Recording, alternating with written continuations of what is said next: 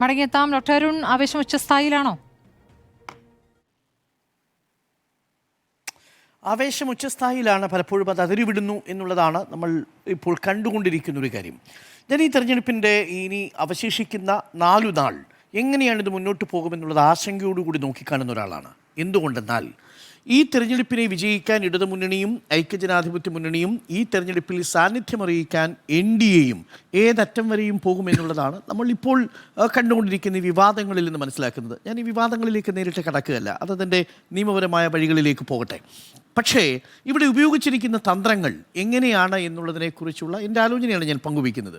നമുക്ക് ഈ തെരഞ്ഞെടുപ്പിനെ നേരിടാൻ ഇടതുമുന്നണിയുടെ ഒരു കെയർ എക്കണോമി രാഷ്ട്രീയത്തെ നേരിടാൻ യഥാർത്ഥത്തിൽ ഐക്യജനാധിപത്യ മുന്നണി ഉപയോഗിച്ച പ്രധാനപ്പെട്ട പ്രചരണായുധങ്ങളുണ്ട്. അതിനെ നമ്മൾ വിശദമായി തന്നെ മനസ്സിലാക്കണം എന്നാണ് എൻ്റെ പക്ഷം. ഒരു രാഷ്ട്രീയ വിദ്യാർത്ഥി എന്ന നിലയിൽ ഞാൻ വളരെ കൗതുകത്തോടു കൂടിയാണ് നോക്കിയത്. എങ്ങനെയാണ് 99 സീറ്റുമായി തുടർച്ചയായി ഭരണത്തിലെത്തിയ പിണറായി സർക്കാരിനെ ഈ മൂന്നാം ഊഴം കൊടുക്കാതെ താഴെ ഇറക്കാൻ പോകുന്നത്? പെൻഷൻ മുടങ്ങുന്നില്ല, റേഷൻ മുടങ്ങുന്നില്ല, നിങ്ങളുടെ സ്കൂളുകളിൽ ക്വസ്റ്റ്യൻ പേപ്പറുകൾ കൃത്യമായിട്ട് എത്തുന്നു, കറണ്ട് മുടങ്ങുന്നില്ല, വില്ലേജ് ഓഫീസിൽ കേസ് സ്മാർട്ടായി വീട്ടിലിരുന്നു കൊണ്ട് തന്നെ നിങ്ങളുടെ വില്ലേജ് ഓഫീസിലും പഞ്ചായത്തിലുമുള്ള 100-ലധികം സർട്ടിഫിക്കറ്റുകൾ നേടിയെടുക്കാൻ പറ്റുന്ന സാഹചര്യം ഉണ്ടാവുന്നു. വികസനം റോഡായിട്ടും മറ്റു വലിയ പദ്ധതികളായിട്ടും ഏകദേശം 90,000 കോടി രൂപയുടെ വികസനം കിഫ്ബി പ്രോജക്റ്റിൽ നിന്ന് തന്നെ ഇപ്പോൾ പ്രോഗ്രസ് ചെയ്തുകൊണ്ടിരിക്കുന്നു. ഓരോ മണ്ഡലത്തിലും MLA മാർ അവരവരുടെ വികസനം പറയുമ്പോൾ അത് സർക്കാരിൻ്റെ സാക്ഷ്യപത്രം കൂടിയായി മാറുന്നു. അപ്പോൾ ഈ ഒരു സാഹചര്യത്തിൽ എങ്ങനെയാണ് ഈ സർക്കാരിനെ UDF താഴെ ഇറക്കാൻ പോകുന്നത്? ഇതിനും മേൽ ഈ UDFന് കൊടുക്കേണ്ടി വരുമല്ലോ. വാഗ്ദാനങ്ങളാണെങ്കിലും ജനങ്ങളെ ബോധ്യപ്പെടുത്തേണ്ടി വരും. യഥാർത്ഥത്തിൽ ഈ തെരഞ്ഞെടുപ്പ് തുടങ്ങുമ്പോൾ ഞാൻ മനസ്സിലാക്കിയത് വികസനം ചർച്ച ചെയ്യാതിരിക്കുക എന്നൊരൊറ്റ അജണ്ടയിലാണ് UDF പ്രവർത്തിക്കുന്നത് എന്നാണ്. പക്ഷേ സൂക്ഷ്മമായി അത് മനസ്സിലാക്കുമ്പോൾ 3-4 അച്ചുതണ്ടുകളുണ്ട് അതിന്. തുടക്കം മുതൽ പറഞ്ഞുകൊണ്ടിരുന്നത് ഇവിടെ ഒരു ഭരണവിരുദ്ധ വികാരമുണ്ട്, ഇവിടെ ഒരു ഭരണവിരുദ്ധ വികാരമുണ്ട്. നിങ്ങൾ തെരുവിലിറങ്ങി സാധാരണക്കാരായ മനുഷ്യരോട് ചോദിച്ചു നോക്കൂ, ഇവിടെ ഒരു ഭരണവിരുദ്ധ വികാരമുണ്ടോ? അവർക്ക് ആ വാക്കൊന്നും ചിലപ്പോൾ പരിചയമുണ്ടാവില്ല. സർക്കാർ മാറണോ എന്ന് ചോദിച്ചാൽ ചിലരിങ്ങനെ നമ്മളെ ഇങ്ങനെ തുറച്ചു നോക്കും. കുറച്ച് കഴിഞ്ഞിട്ട് ചോദിക്കും, എന്തിനു മാറണം? പെൻഷൻ കിട്ടുന്നു, റേഷൻ കടയിൽ ബുദ്ധിമുട്ടില്ല, അവരുടെ ദൈനംദിന പ്രായോഗിക ജീവിതത്തിൽ വലിയ ബുദ്ധിമുട്ടുകളില്ലാതെ പോകുന്നു എന്നുള്ളത് സാധാരണ ജനങ്ങളുടെ ഒരു തോന്നലാണ്. നിങ്ങൾ തിരിച്ചു വേറൊരു ചോദ്യം കൂടി ചോദിക്കൂ, സർക്കാർ മാറണ്ടേ എന്ന് ചോദിക്കുന്ന സമയത്ത് എല്ലാവരും വരുന്നതാണ് നല്ലത്. അപ്പോൾ യഥാർത്ഥത്തിൽ ഭരണവിരുദ്ധ വികാരത്തിനും അപ്പുറത്തേക്ക് അധികാരം ഇടവിട്ടു മാറുക എന്ന് പറയുന്ന നമ്മളുടെ ഒരു മധ്യവർഗ രാഷ്ട്രീയ ബോധമാണ് കേരളത്തിലുണ്ടായിരുന്നത്. ഇതിനെ ഒരു ഭരണവിരുദ്ധ വികാരമായിട്ട് പ്രൊജക്റ്റ് ചെയ്യാനാണ് UDF ആദ്യം ശ്രമിച്ചത്. വളരെ കെയർഫുൾ ടാക്ടിക്സ് ആയിരുന്നു. അതുകൊണ്ട് തന്നെ എല്ലാവരും ഒരു ശക്തമായ ഭരണവിരുദ്ധ വികാരമുണ്ട്. എന്നാൽ അതാണോ വാസ്തവം? തെരുവിലിറങ്ങി നിങ്ങൾ ചോദിച്ചു നോക്കുന്ന സമയത്ത് യഥാർത്ഥത്തിൽ ഒരു പൊളിറ്റിക്കൽ ലെഥാർജി, ഒരു രാഷ്ട്രീയമായ മടുപ്പിനെ നമ്മൾ ഭരണവിരുദ്ധ വികാരം എന്ന പേരിൽ വലിയ രീതിയിൽ മാറ്റുക എന്നതായിരുന്നു അതിലെ ആദ്യത്തെ ശ്രമം. രണ്ടാമത്തെ സ്ട്രാറ്റജി ഈ തെരഞ്ഞെടുപ്പിനെ നിർണ്ണയിക്കാൻ പോകുന്നത് വികസന അജണ്ടകളാണെന്ന് LDF പറയുമ്പോൾ ഒരു കാരണവശാലും വികസനം ചർച്ച ചെയ്യരുത്. ജനങ്ങളിലേക്ക് എത്തിയ ഗവേണൻസിൻ്റെ മാതൃകകളെ കേന്ദ്ര സർക്കാർ തന്നെ പലതവണ ശ്ലാഘിച്ചിരിക്കുന്ന മാതൃകകൾ ചർച്ച ചെയ്യാതിരിക്കുക എന്നതായിരുന്നു രണ്ടാമത്തെ പ്രധാനപ്പെട്ട സ്ട്രാറ്റജി. വികസന പദ്ധതികൾ മേൽ പൂർണ്ണമായി മൗനം പാലിക്കുക, സർക്കാരിനെ അതിലേക്ക് ചർച്ചയിലേക്ക് കൊണ്ടുവരാതിരിക്കാൻ ശ്രദ്ധാപൂർവം ശ്രമിക്കുക എന്നുള്ളതായിരുന്നു. അതിനുവേണ്ടി എന്ത് ശ്രമിച്ചു? വിവാദങ്ങളുടെ മറകൾ ഉണ്ടാക്കുക. ഈ തെരഞ്ഞെടുപ്പിന് തൊട്ട് മുമ്പ് നടന്ന നിയമസഭാ സമ്മേളനത്തിൽ നമ്മൾ വികസന പ്രവർത്തനങ്ങളോ ജനങ്ങളുടെ ദൈനംദിന ജീവിതവുമായി ബന്ധപ്പെട്ട എന്തെങ്കിലും വിഷയം ചർച്ച ചെയ്തു? ഏറ്റവും കൂടുതൽ സമയം ചർച്ചയ്ക്കെടുത്തത് എന്താ? ശബരിമല സ്വർണ്ണപ്പാളി വിവാദമായിരുന്നു. അത് ഈ തെരഞ്ഞെടുപ്പിൽ പ്രധാന വിഷയമാണോ? അല്ല. തദ്ദേശ തെരഞ്ഞെടുപ്പിൽ പോലും പ്രധാന വിഷയമായില്ല എന്ന് കനകൂലുവിൻ്റെ കണ്ടെത്തലുണ്ട്. വിവിധ സർവേകൾ ഇപ്പോൾ പ്രെഡിക്റ്റ് ചെയ്യുന്നത് എന്താ? 5% താഴെ ആളുകൾക്ക് മാത്രമേ അതിൽ താല്പര്യമുള്ളൂ. അവർ ദൈനംദിന ജീവിതവുമായി ബന്ധപ്പെട്ട രാഷ്ട്രീയ വിഷയങ്ങളിലാണ് അവരുടെ ശ്രദ്ധ. അപ്പോൾ അതുകൊണ്ട് അവരുടെ ആ ദൈനംദിന വിഷയങ്ങളിലേക്ക്, ജീവിത പ്രശ്നങ്ങളിലേക്ക്, വികസന വിഷയങ്ങളിലേക്ക് ഒരു കാരണവശാലും ചർച്ച വരാൻ പാടില്ല. അങ്ങനെ ചർച്ച വരാതിരിക്കാൻ വേണ്ടി വിവാദങ്ങളുടെ പുകമറകൾ സൃഷ്ടിക്കുക, അതായിരുന്നു രണ്ടാമത്തെ സ്ട്രാറ്റജി. അതിൽ ഏറെക്കുറെ അവർ വിജയിച്ചു. പക്ഷേ അപ്പോഴും മൂന്നാമത്തെ പ്രധാനപ്പെട്ട സ്ട്രാറ്റജി അതായിരുന്നു മൈനോറിറ്റി വോട്ടുകൾ കൃത്യമായിട്ട് പോക്കറ്റിലാക്കുക എന്നുള്ളത്. മൈനോറിറ്റി കൺസോളിഡേഷനാണ് 2021 തെരഞ്ഞെടുപ്പിൽ ഗുണകരമായതെന്ന് UDFന് നന്നായിട്ട് അറിയാം. അത് ന്യൂനപക്ഷം, 2 ന്യൂനപക്ഷം, കേരള കോൺഗ്രസ് മാണി വന്നതോടുകൂടി ക്രിസ്തീയ ന്യൂനപക്ഷവും ഒപ്പം തന്നെ നരേന്ദ്രമോദി സർക്കാരും പൗരത്വ നിയമ ഭേദഗതിയും ഒക്കെ അടങ്ങിയ പശ്ചാത്തലത്തിൽ കേന്ദ്ര സർക്കാരിൻ്റെ നയങ്ങൾ മൂലം ന്യൂനപക്ഷ വിഭാഗവും സ്വാഭാവികമായും ഇടതുപക്ഷത്തോട് അടുത്തു. അതുകൊണ്ട് തന്നെ 2021 വലിയ മുന്നേറ്റം LDFന് ഉണ്ടാക്കാൻ സാധിച്ചു. ആ മൈനോറിറ്റി കൺസോളിഡേഷൻ തടയണം. ആ മൈനോറിറ്റി കൺസോളിഡേഷൻ തടയുന്നതിന് വേണ്ടിയുള്ള ശ്രമങ്ങൾ ആരംഭിച്ചു. അവിടെ വെള്ളാപ്പള്ളി നടേശൻ്റെ വാക്കുകൾ ഉപയോഗിക്കപ്പെട്ടു. അത് വാസ്തവമാണ്. വെള്ളാപ്പള്ളി നടേശൻ അങ്ങനെ പറയാൻ പാടില്ലായിരുന്നു. ഇപ്പോഴും നമ്മളെല്ലാവരും എതിർക്കുന്നു. അതിന് മുഖ്യമന്ത്രി ഉപയോഗിച്ച പദപ്രയോഗം വലിയ രീതിയിൽ ചർച്ചാ വിഷയമാക്കപ്പെട്ടു. പാർട്ടി സ്വീകരിച്ച നിലപാട് എന്താ? വെള്ളാപ്പള്ളി നടേശൻ പറഞ്ഞത് ശരിയായില്ല എന്ന നിലപാട് പാർട്ടി സ്വീകരിക്കുമ്പോഴും മുഖ്യമന്ത്രി അങ്ങനെ പരസ്യമായത് ആ നിലപാടെടുത്തില്ലെന്ന് മാത്രമല്ല, SNDPയുടെ അധ്യക്ഷൻ എന്ന നിലയിൽ അദ്ദേഹത്തെ പുകഴ്ത്തുന്ന സാഹചര്യമുണ്ടായി. അത് വളരെ കൃത്യമായിട്ട് UDF ഉപയോഗിച്ചു, രാഷ്ട്രീയമായിട്ട് അത് ഉപയോഗിച്ചു. തെരഞ്ഞെടുപ്പിൽ അത് അവർക്ക് ഗുണം ചെയ്യുമെന്നവർ കരുതി. ആ മൈനോറിറ്റി കൺസോൾട്ടേഷന് വേണ്ടിയുള്ള രണ്ടാമത്തെ ടാക്ടിക്സ് ആയിരുന്നു BJP CPM ഡീൽ ആരോപണം. ആ ആരോപണം പക്ഷേ എത്രമേൽ ഏശിയിട്ടുണ്ടെന്ന് എനിക്കറിയില്ല. SDP അടക്കമുള്ള സംഘടനകൾ മറുഭാഗത്ത് അങ്ങനൊരു മൈനോറിറ്റി കൺസോൾട്ടേഷൻ തദ്ദേശ തെരഞ്ഞെടുപ്പിൽ ഉണ്ടായതുപോലെ ഉണ്ടാവില്ല എന്ന് പറഞ്ഞത് UDFനെ സംബന്ധിച്ച് വലിയ ആശങ്കയുണ്ടാക്കി. അപ്പോൾ SDP ഡീൽ ആരോപിച്ചു. SDP ഡീൽ ആരോപണം വന്നതോടുകൂടി BJP ഡീൽ ആരോപണം പൊളിഞ്ഞുപോയി എന്നാണ് ഞാൻ മനസ്സിലാക്കുന്നത്. അതാണ് മൂന്നാമത്തെ പ്രധാനപ്പെട്ട സ്ട്രാറ്റജി. നാലാമത്തെ പ്രധാനപ്പെട്ട സ്ട്രാറ്റജി എന്താണെന്നറിയാമോ? ആ നാലാമത്തെ സ്ട്രാറ്റജിയാണ് ഇടതുപക്ഷത്തെ മൊത്തം ആളുകൾ അസ്വസ്ഥരാണ്, യഥാർത്ഥ ഇടതുപക്ഷം തങ്ങളാണ് എന്ന് എപ്പോഴും പ്രതിപക്ഷ നേതാവ് പറയും. എന്താ സ്ട്രാറ്റജി ഉപയോഗിച്ച്? 2 വർഷം അധികാരത്തിൽ തുടർന്നാൽ പിന്നെ ഇടതുപക്ഷം അല്ലാതായി പോകും എന്ന തെറ്റായ ആഖ്യാനം കൊണ്ടുവരാൻ ശ്രമിച്ചു എന്നുള്ളതാണ്. അതിൻ്റെ ഭാഗമായി ബുദ്ധിജീവികളുടെ ഭാഗത്തു നിന്നാണെങ്കിലും ഇടതുപക്ഷത്തെ തന്നെ സുധാകരനെ പോലെ TK ഗോവിന്ദനെ പോലെയുള്ള നേതാക്കളെ ആണെങ്കിലും ഒക്കെ ഐഷ പോറ്റിയൊക്കെ ഇടത് ക്യാമ്പിൽ നിന്ന് പുറത്തേക്ക് ഇറക്കി ഇതാ ഇടതുപക്ഷം ഛിന്ന ഭിന്നമായിരിക്കുന്നുവെന്ന പ്രതീതി നിർമ്മാണം. യഥാർത്ഥത്തിൽ അങ്ങനെയുണ്ടായോ? തളിപ്പറമ്പിലും പയ്യന്നൂരിലും റിസൾട്ട് വരുമ്പോൾ അറിയാം. തളിപ്പറമ്പിൽ കഴിഞ്ഞ തവണ ഗോവിന്ദ മാഷിന് കിട്ടിയതിൽ നിന്ന് ഒരു വോട്ടും കുറയില്ലെന്നാണ് ഞാൻ മനസ്സിലാക്കുന്നത്. പയ്യന്നൂരിൽ പക്ഷേ അല്പം വോട്ട് കുറഞ്ഞേക്കാം, പക്ഷേ അവരുടെ ടീം മധുസൂദനൻ വിജയിച്ചു വരും. പൂർണ്ണമായ വിജയത്തിൽ അത് എത്തിക്കാൻ സാധ്യതയില്ല. കൊട്ടാരക്കരയിൽ നല്ല മത്സരമുണ്ട്, പക്ഷേ ഇപ്പോഴും അവിടെ ട്രെൻഡ് ഇടതുപക്ഷത്തിന് അനുകൂലമാണെന്നുള്ളതാണ് ഫീൽഡിൽ നിന്ന് മനസ്സിലാക്കാൻ കഴിയുന്നത്. ഒരുപക്ഷേ വരും ദിവസങ്ങളിൽ ചിത്രം മാറിയേക്കാം. കാര്യം അവിടെ രശ്മി കോൺഗ്രസ് വിട്ട് BJP ക്യാമ്പിലേക്ക് എത്തിയിരിക്കുന്നു എന്നുള്ളതും നമ്മൾ കാണണം. അപ്പോൾ ഇങ്ങനെയൊക്കെയുള്ളൊരു സാഹചര്യം മുൻപിലുണ്ട്. അപ്പോൾ ഈ 4-5 തന്ത്രങ്ങൾ UDF ഉപയോഗിച്ചുകൊണ്ടാണ് ഈ തെരഞ്ഞെടുപ്പിനെ നേരിടുന്നത്.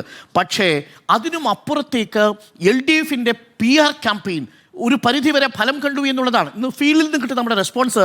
ഇരുണ്ട കാലം എന്ന് പറയുന്ന ഒരു PR ക്യാമ്പയിൻ, ഒരു സർക്കാർ എന്താണോ UDF ആഗ്രഹിക്കാഞ്ഞത് അത് ചർച്ചയ്ക്ക് വേണ്ടിയിട്ട് മനഃപൂർവ്വം മുന്നോട്ട് വയ്ക്കുന്ന സാഹചര്യമുണ്ടായി. നമ്മളെല്ലാവരും അത് ചർച്ച ചെയ്യുന്ന സാഹചര്യമുണ്ടായി.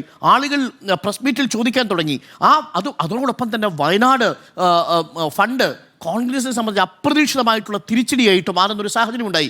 ഞാൻ 2-3 കാര്യങ്ങൾ എന്തുകൊണ്ടാണ് കോൺഗ്രസ് ഈ പറയുന്ന സ്ട്രാറ്റജികളൊക്കെ ഉപയോഗിക്കുമ്പോഴും അവർക്ക് കേവല ഭൂരിപക്ഷത്തിലേക്ക് വേണ്ട 31 സീറ്റുകൾ കിട്ടുമോ എന്നതിലൊരു ആശങ്കയിൽ നിൽക്കുന്നൊരു സാഹചര്യം ഉണ്ടാകുന്നത്. നമ്പർ 1, കോൺഗ്രസിൻ്റെ വിശ്വാസ്യതയ്ക്കേറ്റ മങ്ങൽ തന്നെയായിരുന്നു യഥാർത്ഥത്തിലുള്ള പ്രശ്നമെന്നേ. കാര്യം ഈ ക്യാമ്പയിനിലൂടെ ഉമ്മൻചാണ്ടി സർക്കാരിൻ്റെ കാലത്തെ സർക്കാരിൻ്റെ ഭരണത്തെക്കുറിച്ചും പിണറായി സർക്കാരിൻ്റെ കാലത്തെക്കുറിച്ചുമുള്ള ഒരു താരതമ്യ ധവളപത്രമായിരുന്നു യഥാർത്ഥത്തിൽ ആ പ്രചരണം എന്ന് പറയുന്നത്. നിഷേധിക്കാൻ പറ്റില്ലല്ലോ. ലോഡ് ഷെഡിങ് ഇല്ലാത്ത കാലമല്ലേ, പവർ കട്ട് ഉണ്ടാവാത്ത കാലമല്ലേ, വൈദ്യുതി മുടങ്ങാത്ത കാലമല്ലേ, സാധാരണ വിദ്യാർത്ഥികൾക്ക് പരീക്ഷയ്ക്ക് മുമ്പ് തന്നെ കൃത്യമായി സ്കൂൾ അധ്യയന വർഷം തുടക്കം മുമ്പ് പാഠപുസ്തകങ്ങൾ കിട്ടുന്ന കാലമല്ലേ, റേഷൻ മുടങ്ങാത്ത കാലമല്ലേ, പെൻഷൻ മുടങ്ങാത്ത കാലമല്ലേ, അഡ്വാൻസ് ആയിട്ട് പെൻഷൻ കിട്ടുന്ന കാലമല്ലേ. ഇതൊന്നും കിട്ടാത്തൊരു കാലം അപ്പുറമുണ്ടെന്നും ഇവർ തിരിച്ചധികാരത്തിൽ വന്നാൽ ഞങ്ങളുടെ പെൻഷൻ മുടങ്ങുമോ എന്ന് സാധാരണക്കാരെ കൊണ്ട് ചിന്തിപ്പിക്കുന്ന രീതിയിലേക്ക് നിരന്തരമായിട്ട് LDF പ്രചരണം നടത്തി. ആ പ്രചരണത്തിൻ്റെ ആഘാതത്തിലാണ് യഥാർത്ഥത്തിൽ UDF ഉള്ളത്.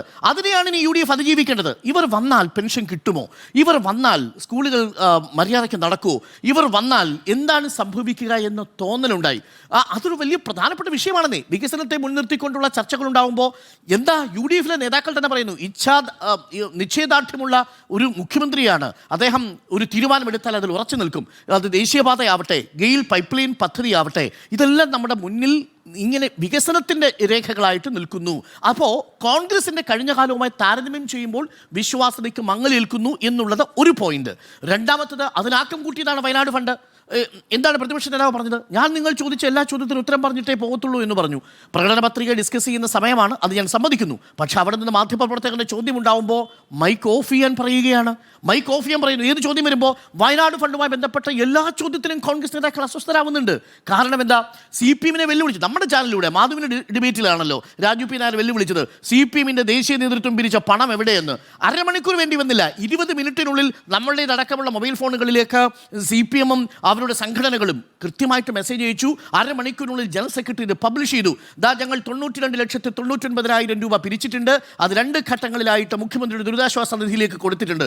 എവിടെ കോൺഗ്രസ് പിരിച്ച പണത്തിന്റെ കണക്ക്, ഏത് അക്കൗണ്ട്, ഏത് ആപ്പ്, എവിടെയാണ് സൂക്ഷിച്ചത്, എത്ര വീട്, മറുപടിയില്ല കോൺഗ്രസിന്. ഇതാണ് അവസ്ഥ. അപ്പോൾ വിശ്വാസ്യതയ്ക്കേറ്റ മങ്ങൽ. ഒന്ന്, ഭരണം താരതമ്യം ചെയ്യുമ്പോൾ വിശ്വാസ്യതയ്ക്ക് മങ്ങലേൽക്കുന്നു. ഒരു സർക്കാരാണോ വരാൻ പോകുന്നത് എന്നൊരു പ്രതീതി ഉണ്ടാവുന്നു. രണ്ടാമത്തത് വയനാട് ഏൽപ്പിക്കുന്ന ആഘാതം. മൂന്നാമത് അവർ ചെന്നുപെട്ട ഏറ്റവും പ്രധാനപ്പെട്ട അപകടം എന്ന് പറയുന്നത് അവർ രാജസ്ഥാനുമായിട്ട് താരതമ്യം. രാജസ്ഥാൻ മോഡൽ, ജിപ്മർ മോഡൽ എന്നൊക്കെ പറഞ്ഞ ആരെങ്കിലും വിശ്വസിക്കുമോ സ്മൃതി? ഒന്ന് ആലോചിച്ച് നോക്കൂ. രാജസ്ഥാനിൽ ഇപ്പോൾ ആരാ ഭരിക്കുന്നത്? രാജസ്ഥാനിലെ Rajasthan model health care system കൊണ്ടുവന്നിട്ട് എന്ത് സംഭവിച്ചു? അവിടെ BJP എങ്ങനെ അധികാരത്തിലെത്തുന്നത്? രാജസ്ഥാനിൽ അശോക് ഗെഹ്ലോട്ട് സർക്കാർ എങ്ങനെയാണ് പുറത്തു പോകുന്നത്? അവിടെയുള്ള 88% സിറ്റിംഗ് MLA-മാരെ നിർത്തിയിട്ടും 2023 പരാജയം എന്തുകൊണ്ടാണ് രാജസ്ഥാൻ ഗവൺമെന്റ് നേരിടേണ്ടി വന്നത്? അവിടെ ഈ സംവിധാനം പരാജയപ്പെട്ടു എന്നുള്ളത് കൊണ്ടാണ്.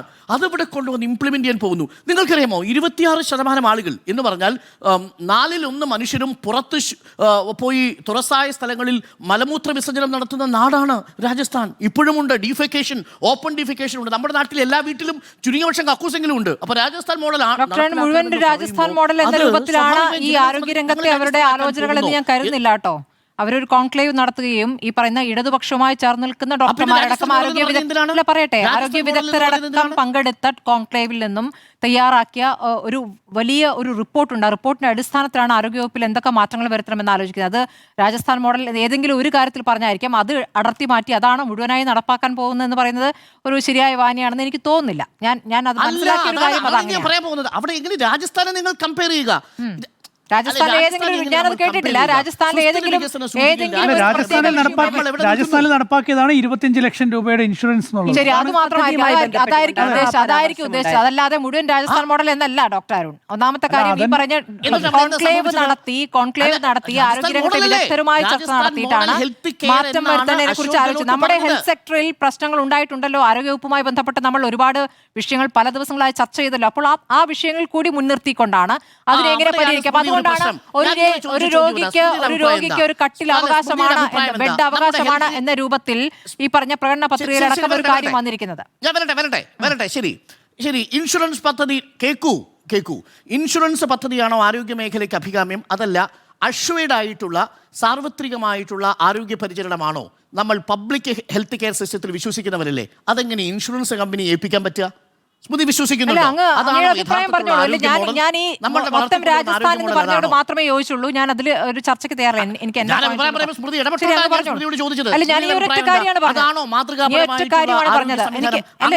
കേരളം വളർന്നത് അല്ല, കേരളത്തിൽ ഇപ്പോഴെന്തായാലും ആരോഗ്യ സംവിധാനം എന്തായാലും തകരാറിലാണ്, കുഴപ്പത്തിലാണ് എന്ന് തന്നെയാണ് ഞാൻ കരുതുന്നത്. ആണ്. ശരി, ഒറ്റ ചോദ്യം ചോദിക്കട്ടെ. ആരോഗ്യ മേഖലയിൽ കേരളത്തിന്റെ റാങ്ക് എത്രയാ ദേശീയ തലത്തിൽ? അങ്ങ് ഈ ദേശീയ തലത്തിലെ റാങ്കുമായി തട്ടിച്ചു നോക്കണ്ട. കേരളം എല്ലാ കാലത്തും അടിവരയിട്ട് ഞാൻ പറയുന്നു, ആരോഗ്യരംഗം എല്ലാ കാലത്തും കേരളം മുൻപന്തിയിലാണ്. അതൊരു പ്രത്യേക കാലഘട്ടത്തിൽ വന്ന വല്ലാത്ത വളർച്ചയായ വിലയിരുത്തായിരിക്കും. 2016 ശേഷം ഉണ്ടായ ഒരു പ്രത്യേക മാറ്റമല്ല ആരോഗ്യരംഗത്ത്. നമുക്കിപ്പോൾ UP-യുമായി താരതമ്യമില്ല, ബീഹാറുമായി താരതമ്യമില്ല, ഇന്ത്യയുടെ താരതമ്യം. നമ്മൾ മുന്നിലാണ് ആരോഗ്യരംഗത്ത് എല്ലാ കാലത്തും. സംസാരിക്കൂ സ്മൃതി. അല്ല, അങ്ങ് കുറച്ച് കണക്കെടുത്ത് വെച്ചിട്ടുണ്ടാകാം. അങ്ങൊരു കണക്കെടുത്ത് വെച്ചിട്ടുണ്ടാകും ഡോക്ടർ. ഞാൻ മറ്റൊരു കാര്യമാണ് ഇവിടെ എടുത്തു വെച്ചിരിക്കുന്നത്. അങ്ങിപ്പോൾ അങ്ങയുടെ കാര്യങ്ങളുടെ രേഖ പ്രകാരം പറയുന്നു. നോക്കൂ ഡോക്ടർ അരുൺ, അങ്ങിപ്പോൾ കുറച്ച് രേഖകൾ എടുത്തു വെച്ചിട്ടുണ്ട് ആരോഗ്യവകുപ്പുമായി ബന്ധപ്പെട്ട് പറയാൻ. അങ്ങ് പറഞ്ഞോളൂ. പക്ഷേ ഞാൻ അത് എടുത്തു വെച്ചിട്ടില്ല. ഇല്ല, എന്റെ വിലയിരുത്തൽ ഇത്രയേ ഉള്ളൂ. ആരോഗ്യ രംഗത്തെ കേരളത്തിന്റെ നേട്ടം ഒരു പ്രത്യേക കാലത്ത് മാത്രമായിട്ടുണ്ടായതല്ല. വളരെ ക്ലിയർ ആണ്. അത്രയേ ഉള്ളൂ. ശരി, അങ്ങ് പൂർത്തിയാക്കോളൂ. ശരി, ആരോഗ്യ മേഖല തകർന്നിരിക്കുകയാണോ കേരളത്തിൽ മറ്റ് സംസ്ഥാനങ്ങളെ അപേക്ഷിച്ച്? ഈ അപേക്ഷയും താരതമ്യം ഒന്നും വേണ്ടെന്നേ. നമ്മുടെ ഇപ്പോഴത്തെ അവസ്ഥയും നമ്മൾ റിപ്പോർട്ട് ചെയ്ത കാര്യങ്ങളും ഉണ്ടായ കാര്യങ്ങളും നമ്മൾ ചർച്ച ചെയ്ത കാര്യങ്ങളും മാത്രമാണ് ഞാൻ പറഞ്ഞത്. അതിൽ മറ്റു സംസ്ഥാനങ്ങളുമായി താരതമ്യം ചെയ്തിട്ടല്ല. നമ്മുടെ ഇപ്പോഴത്തെ സർക്കാർ ആശുപത്രികളിലെ സംവിധാനത്തിൽ പിഴവുകളില്ല എന്ന് അങ്ങേക്ക് അഭിപ്രായപ്പെടാമോ? നമ്മൾക്ക് മെഡിക്കൽ കോളേജിലെ ഡോക്ടർമാർ തന്നെ വിശദീകരിച്ചതും നമ്മൾ ഒരുപാട് ദിവസം ചർച്ച ചെയ്ത കാര്യമുണ്ട്. മരിച്ച സംഭവം ഉണ്ടായിട്ടുണ്ട്. വയറ്റിൽ കത്രികയുമായി നടക്കുന്ന രോഗികളുണ്ട്. ഒരു പബ്ലിക് ഹെൽത്ത് സിസ്റ്റവും കംപ്ലീറ്റ്ലി പെർഫെക്റ്റ് അല്ല. പ്രത്യേകിച്ച് ജനസാന്ദ്രത കൂടുതലുള്ള, രോഗികളുടെ ഇൻടേക്ക് കൂടുതലുള്ള 12 കോടിയിലധികം ആളുകൾ ഒരു വർഷം OP ടിക്കറ്റ് എടുക്കുന്ന കേരളത്തിന്റെ ആരോഗ്യ മേഖലയിലും പിഴവുകളുണ്ട്. പിഴവുകൾ വരുന്നു. ആ പിഴവുകൾ മാറ്റണം. പക്ഷേ നമ്മൾ മറ്റു സംസ്ഥാനങ്ങളെക്കാൾ മുമ്പിലാണ്. അവിടെ നമ്മൾക്ക് രാജസ്ഥാനിൽ നിന്ന് പഠിക്കേണ്ടതായിട്ട് ആ അർത്ഥത്തിൽ ഒന്നുമില്ല. രാജസ്ഥാനിൽ നിന്ന് പഠിക്കുമ്പോൾ നിങ്ങൾ ഇൻഷുറൻസ് കമ്പനിയുടെ കൈകളിലേക്ക് കേരളത്തിന്റെ ആരോഗ്യ മേഖലയെ കൊണ്ട് കൊടുക്കുകയാണ്. സ്മൃതിക്ക് ഒരു സങ്കോചവും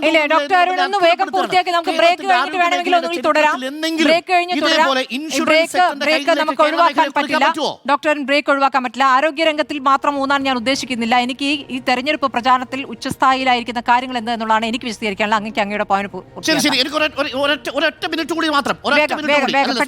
എന്റെ സമയമായിരുന്നു. സ്മൃതി ഇടപെട്ടുകൊണ്ട് മാത്രം എനിക്ക് പറഞ്ഞെടുക്കാൻ പറ്റാത്തതുകൊണ്ടാണ്. ഒറ്റ മിനിറ്റ് മാത്രം. ഞാൻ നിർത്തിയതായിരുന്നു. ഒറ്റ മിനിറ്റ് മാത്രം.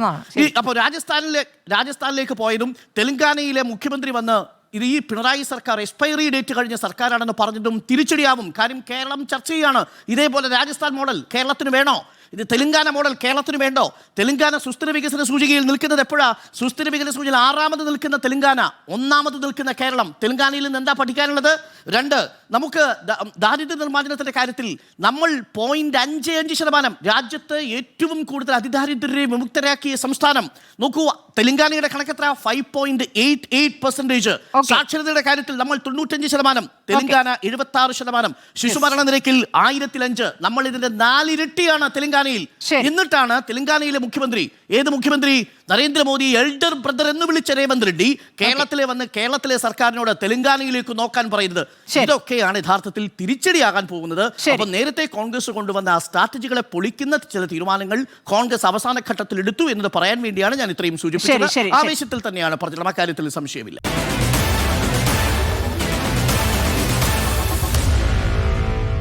Meet the editors.